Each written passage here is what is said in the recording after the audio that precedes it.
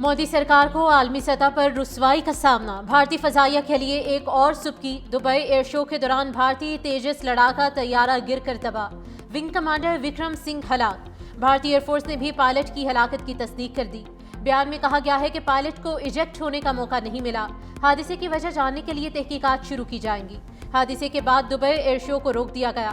तेजस की तबाही ने भारत में दिफाई साजो सामान करप्शन बेनकाब कर दी। भारतीय एयर चीफ AP सिंह कुछ अरसा कबल दिफाई माहिदों में बदउनवानी और नाअहली का पर्दा चाक कर चुके। भारतीय मीडिया के मुताबिक तेजस तैयारे का ये दूसरा बड़ा हादसा है। इससे कबल 2024 में जैसलमेर में भारतीय तेजस तैयारा गिरकर तबाह हुआ था। तैयारा हादसे के बाद तेजस तैयारा बनाने वाली कंपनी के शेयर्स गिर गए। हिंदुस्तान एरोनॉटिक्स के शेयर्स में 2.62% कमी आई है।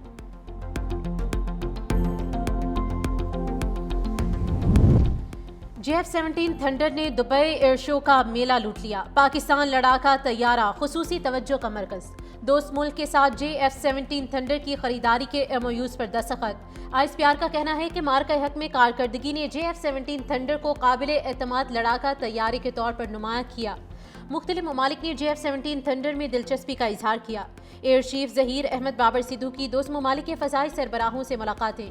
मुत्तहिदा अरब अमारात के अंडर सेक्रेटरी बराए दिफा lieutenant general pilot Ibrahim Nasir से मिले। Commander UAE air force and air defence manager general Rashid Mohammad अल शम्सी से भी मुलाकात की।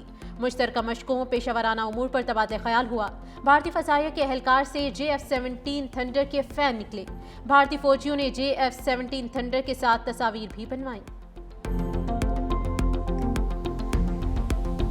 फैसलाबाद में केमिकल फैक्ट्री धमाके में जामबहक अफराद की तादाद 18 हो गई। मुतादिद अफराद जख्मी। जामबहक अफराद में खवातीन और बच्चे भी शामिल। धमाके के नतीजे में फैक्ट्री और मलहका घरों की छतें गिर गईं। मलबे तले दबे तमाम अफराद को निकालकर अस्पताल मुंतकिल कर दिया गया।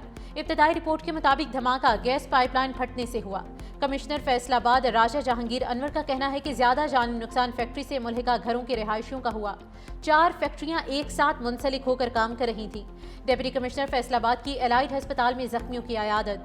बताया फैक्ट्री 25 साल से कायम थी। आसपास मौजूद घर बाद में बने। वाकये की इंक्वायरी के लिए 5 रुकनी कमेटी कायम। फैक्ट्री मैनेजर को हिरासत में ले लिया गया है।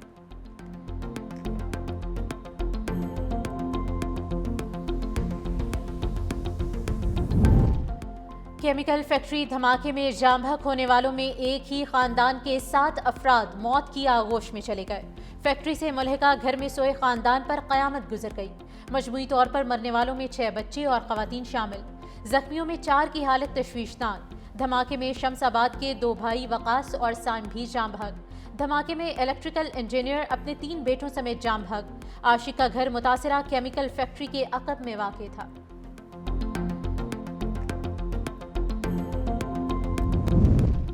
वज़ीर आला पंजाब मरियम नवाज और चेयरमैन बिलावल भुट्टो का मलिकपुर फैक्ट्री में बॉयलर फटने से हलाकतों पर इजहार अफसोस।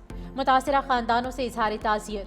वज़ीर आला पंजाब मरियम नवाज ने रेस्क्यू ऑपरेशन मुकम्मल किया। वज़ीर आला पंजाब मरियम नवाज ने कमिश्नर फैसलाबाद से सानही की रिपोर्ट तलब की।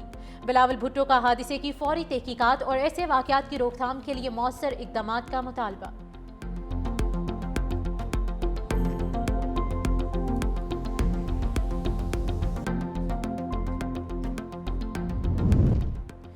रहीम यार खान में ऑयल टैंकर में खौफनाक आतिशज़दगी। 4 अफराद जामबहक। वर्कशॉप में मुरम्मत के दौरान वेल्डिंग की वजह से ऑयल टैंकर में आग भड़क उठी। रेस्क्यू ज़रा के मुताबिक हादसे में 4 अफराद झुलस कर जामबहक हुए। मोहम्मद मकबूल, शहजाद, फजल मोहम्मद ड्राइवर और मोहम्मद सज्जाद जामबहक होने वालों में शामिल। फायर ब्रिगेड और रेस्क्यू टीम से मौके पर पहुंचकर आग पर काबू पा लिया। रेस्क्यू ऑपरेशन मुकम्मल और लाशें अस्पताल मुंतकिल कर दी गईं।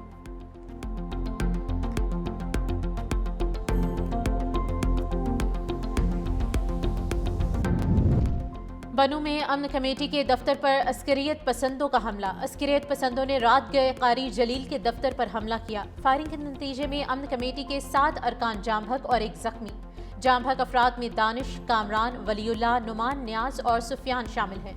लाशें अस्पताल मुंतकिल कर दी गईं। वज़ीर दाखिला मोहसिन नकवी, गवर्नर और वज़ीर आला KP का वाक़े पर इजहार अफसोस। वज़ीर दाखिला मोहसिन नकवी ने कहा कि दहशतगर्दी की ये बुज़दिलाना कार्रवाई अमन व इस्तेहकाम को नुकसान पहुँचाने की मज़मूम कोशिश है।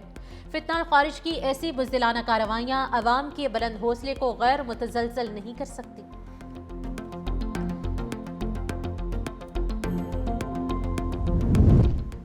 وزیر اعظم شہباز شریف سے سینئر وزیر سندھ شرجیل انعام میمن کی ملاقات، سیاسی صورتحال پر تبادلہ خیال۔ ملاقات میں صوبے میں امن و امان اور ترقیاتی منصوبوں پر عمل درآمد کا جائزہ لیا گیا۔ ذرائع کے مطابق کراچی میں وفاقی ترقیاتی منصوبوں کے امور پر بھی گفتگو کی گئی۔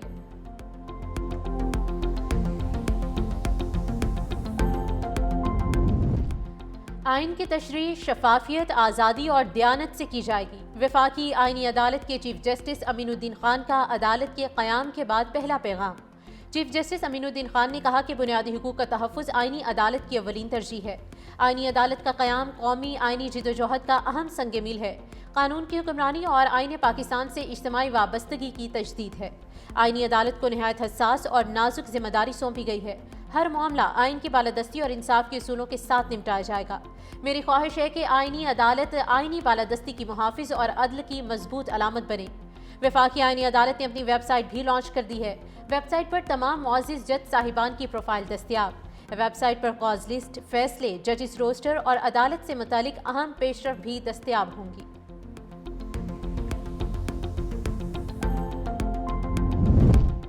پاکستان میں غیر قانونی سگریٹ سازی سے سالانہ 300 ارب روپے کا ٹیکس چوری ہونے کا انکشاف۔ آئی ایم ایف کی شرط پر ٹیکس چوری روکنے کے لیے اہم فیصلہ۔ سگریٹ سازی میں سیلز ٹیکس اور ایف ای ڈی چوری کی روک تھام کے لیے 2 نئی چیک پوسٹ قائم کی جائیں گی۔ مظفرآباد سے مری اور ایبٹ آباد داخلے کے لیے کوہالہ پل پر ٹیکس حکام کی چیک پوسٹ قائم ہوگی۔ امیرپور سے پاکستان میں داخل ہونے کے لیے منگلا ڈیم روڈ پر ٹیکس حکام کی چیک پوسٹ قائم ہوگی۔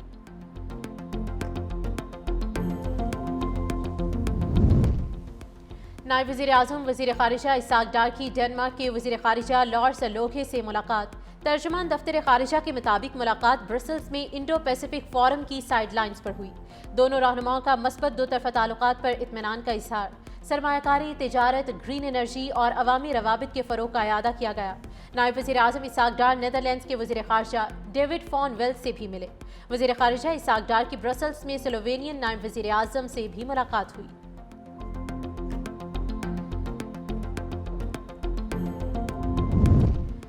D8 ممالک نے مثبت اقدامات کے ذریعے اہم کردار ادا کیا ہے۔ وزیر اطلاعات عطا اللہ طاہر کا باکو میں D8 فورم سے خطاب، کہا میڈیا فورم ضابطۂ اخلاق اور مشترکہ کوڈ آف کنڈکٹ کے لیے بہترین پلیٹ فارم ہے۔ عطا طاہر نے جینزی اور ڈیجیٹل پلیٹ فارمز کے کردار کو سراہا، جو بروقت اور درست معلومات پہنچانے میں اہم رہے۔ مس انفارمیشن اور ڈس انفارمیشن کو عالمی دور کا سب سے بڑا چیلنج قرار دیا گیا۔ پاکستان شفاف ابلاغ، ڈیجیٹل ذمہ داری اور فیکٹ چیکنگ کے نظام کو مضبوط کر رہا ہے۔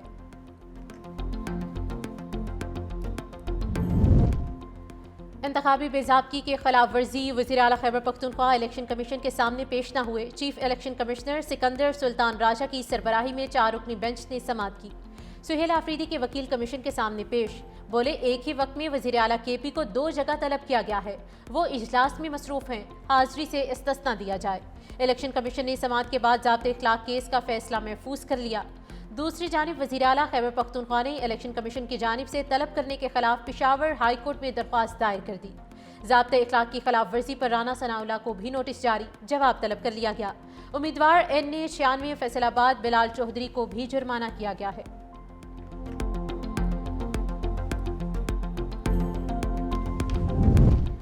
بانی پی ٹی آئی کے بہنوں کے ساتھ بدسلوکی ناقابل قبول ہے۔ وزیر اعلیٰ خیبر پختونخوا سہیل آفریدی نے وزیر اعلیٰ پنجاب مریم نواز کو باضابطہ خط لکھ دیا۔ بانی پی ٹی آئی سے ملاقاتوں میں حل رکاوٹوں پر شدید تحفظات کا اظہار۔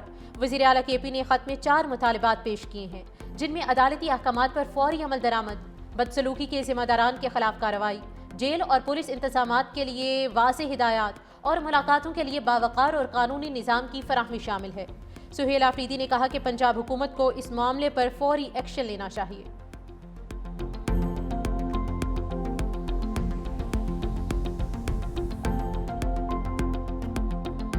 جج صاحبان کسی بھی پوزیشن سے ریزائن نہ کرے، چاہے وہ ہائی کورٹ کے ججز ہیں، چاہے وہ سپریم کورٹ کے ججز ہیں، وہ کنٹینیو کرے اور in due course of time انشاءاللہ the law will prevail۔ جو بھی ہوگا عوامی احتجاج کی وجہ سے، پولیٹیکل سٹرگل سے یا کنسٹیٹیوشنل چیلنجز سے انشاءاللہ تعالیٰ یہ 26ویں ترمیم 27ویں ترمیم ختم ہوگی اور انشاءاللہ تعالیٰ واپس سپریم کورٹ بحال ہوگا اور سپریم کورٹ جو آئین ہے وہ انشاءاللہ تعالیٰ اپنے اصل صورت میں آئے گا۔ عوامی احتجاج یا سیاسی جدوجہد سے 27ویں ترمیم ختم ہو سکتی ہے، بیرسٹر گوہر کی آئینی عدالت کے باہر میڈیا سے گفتگو۔ کہا سپریم کورٹ اور آئین بحال ہوگا اور سب اپنی اصل صورت میں آئیں گے۔ بیرسٹر گوہر علی خان کا خواتین کے تقدس اور ملاقاتوں کے مسائل پر بھی تحفظات کا اظہار، اور الیکشن کمیشن پر زور دیا کہ پنجاب میں سیاسی سرگرمیوں کی اجازت دی جائے۔ بیرسٹر گوہر نے 23 تاریخ کو ضمنی انتخابات میں بھرپور حصہ لینے کی اپیل کی۔ کہا جہاں 27ویں آئینی ترمیم کے خلاف ریفرینڈم بھی ہوگا۔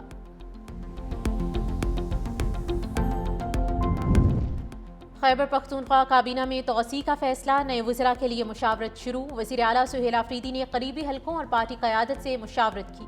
کابینہ میں مزید 5 وزراء، 3 مشیر اور 5 معاون خصوصی شامل کیے جانے کا امکان ہے۔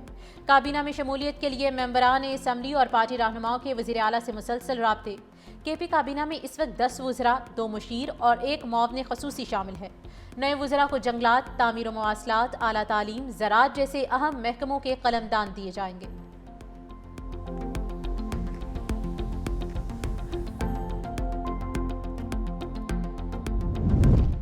محکمہ تعلیم سندھ کا نیا سنگ میل، وزیر اعلیٰ مراد علی شاہ نے اسکول سے باہر ہر بچے کو ڈیجیٹل مائکرو اسکول میں لانا ہدف قرار دے دیا۔ کہا ایکسلریٹڈ ڈیجیٹل لرننگ پروگرام کا مقصد دور دراز علاقوں میں معیاری تعلیم کی مساوی رسائی ہے۔ فیز 1 کے 100 اسکولوں میں واضح بہتری دیکھی گئی ہے۔ لڑکیاں تمام مضامین میں بہتر کارکردگی دکھا رہی ہیں۔ وزیر اعلیٰ سندھ سید مراد علی شاہ سے پرتگال کے سفیر مسٹر مینوئل فریڈر کی ملاقات ہوئی ہے۔ ثقافت، تعلیم اور سرمایہ کاری کے فروغ پر تبادلہ خیال کیا گیا۔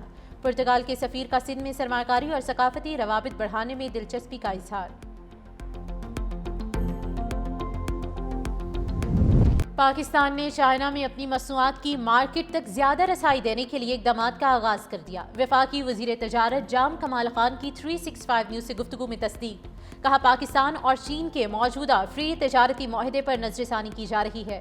موجودہ ایگریمنٹ میں تجارتی توازن نہیں اور پاکستان چاہتا ہے کہ اگلے معاہدے میں بیلنس کا عنصر شامل ہو۔ کچھ پروٹوکولز کو تیز بنیادوں پر مکمل کرنے کی کوشش کی جا رہی ہے۔ پاکستان اور چین کے درمیان اپریل 2019 میں فری ٹریڈ ایگریمنٹ طے پایا تھا، جس کے تحت پاکستان 313 مصنوعات چین کو ڈیوٹی فری برآمد کر رہا ہے۔